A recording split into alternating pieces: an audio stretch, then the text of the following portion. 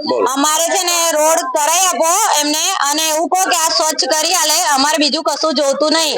અમારે છે ને બધું સ્વચ્છ, અમારે બે અઠવાડિયું થયું છે, મૈયત થઈ ગયેલું, એમાં મૈયતમાં અમારે અડધી પબ્લિક બહાર ઊભી હતી અને અડધી ઘરે હતી અને અમારે મૈયત કેવી રીતે કરવાનું? એટલે આ પબ્લિકને સમજાવો અને અમારે રોડ કરી આલે, અમારે બીજું કશું જોતું નહીં। પાણીનો કચરાનો નિકાલ કરો, અમારે ડેમેજ રોજ ફૂલ થઈ જાય, રોજ અમારે ગાડી બોલાવવું પડે છે, ઠેઠ લગીને કચરા છે। બેન, તમને એવું લાગે છે અહીંયા જે નેતાઓ હોય કે પછી અધિકારીઓ કશું કોઈ કરવા તૈયાર નથી, રાખે છે ગરીબો રાખે છે અમારી જોડે તો સ્પેશિયલી રાખે છે કે અમે અમારા નાત ઉપર રાખે છે કે અમે વાણિયા નથી, અમે પટેલ નથી, લાઈનમાં ઉભા રાખે છે કે અમે આવી રીતે રહીએ છીએ કે અમે જો એક વાત છે કે અમે એક નાતના નામ લે કે આ વાણિયા છે, આ વાઘરી છે, આ ઢેરા છે, આ હરિજન છે, એવી રીતે રાખે છે, પણ એમને સમજાવો કે અમે બી માણસ છે, અમે કઈ જાનવર નથી, અમે બી માણસ છે, અમે બોલીએ બધું બોલી શકીએ છીએ, પણ કેવું કે આ તો આપણે તમને ભાઈ સમજીએ, પેલા અમને બેન સમજીએ, ભાભી સમજીએ, એ લોકો પછી અમારી જોડે દુરુપયોગ કરે છે। એ મેડમોને બધાને ખબર છે,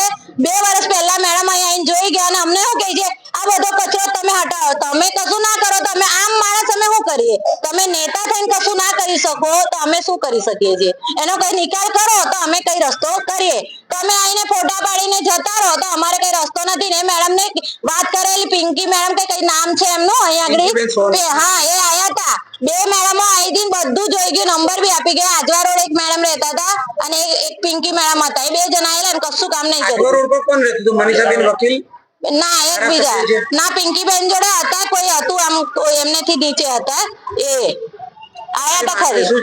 અમારી માંગણી એક જ છે, અમને આ રોડ કરી આલો અને જે ડેમેજ થાય છે બધી ભરાઈ જાય છે એનો નિકાલ કરો અને અમારી પબ્લિક એકદમ શાંતિથી જાય। આવે 2 દિવસ પહેલા અમારો છોકરો પડી ગયેલો, અહીંયા 2 પગમાં વાગ્યું છે, ઘૂંટણમાં, કહેતા હોય તો હમણાં ફોન કરીને બોલાવીને બતાવી દઉં। કેટલા વર્ષથી રજૂઆત કરી છે તમે? અમે તો 4-5 વર્ષથી જાય હતા, એક જ વાત છે, ઇધર પાણી ગીરતા है, इधर कचरा गिरता है, कौन? અમાર તો છોકરાને હગાઈઓ થવાની બંધ થઈ ગઈ, છોકરીઓ હાલવા છોકરા હાલવા તૈયાર નથી કોઈ, અમારે રસ્તો જ નથી થતો, આ તો અમે જાતે કરાવીએ છીએ। એટલે ગરીબ જ રાખવા તૈયાર જ છે એ લોકો, સાહેબ બધા એવું જ કહે છે કે તમે ગરીબ રહો અને ગરીબ મરી જાઓ, ગરીબ રહો અને ગરીબ મરી જાઓ અને તમારા આવતા પેઢી 7 પેઢી બી ગરીબ રહે, એવું છે એમને।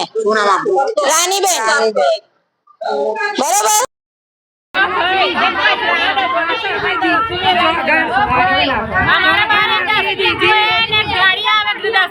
કચરો રોજ નાખવાળી ગાડી આવે લેવા જીવું છે